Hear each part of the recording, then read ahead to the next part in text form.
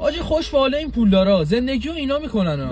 داداش من این پولدار شدن فکر کردی خوبه، فقط اسمش قشنگه. چطور؟ داداش حالا فکر کن یه بنز مدل آخر زیر پاته، اگه یاتاقان بزنه میتونه قطعاتشو پیدا کنی؟ نه. خب دیگه تو پرایدت خراب شه قطعاتشو تو این سوپرمارکت هم میتونی اوکی کنی. بفرما خودش امتیاز دیگه. بنده خدا این پولدارا چقدر اذیت میشن. آره بابا اونو ولش کن. حالا فکر کن یارو 4 تا کارخونه داره، شب از استرس خوابش نمیبره که، ولی ما چی دوست خونمون هم بزنه تشی چی واسمون میذاره. امتیاز خودش. بعد بابا اصلا اینا رو ولش کن. این بنده خدا از الان 10 دقیقه اینو دارن اید کدوم کشور غریبی برن، فرانسه، ایتالیا، دبی. ما چی، ما تکلیفم مشخصه، ای پا میشیم میریم دهاتمون. باریکلا. بعد این پولا رو همشون افسردگی دارن، اصلا دلیلش هم نمیدونن، ولی ما چی دلیل افسردگی اونو میدونیم، بی پولیه دیگه. خب همین که دلیلش رو میدونیم خودش یه امتیازه اصلا دیگه. اینا به کنار آقا فکر کن یارو 4 تا خونه بالا شهر داره، 2 تا ویلا لواسون داره، یه ویلا شمال داره.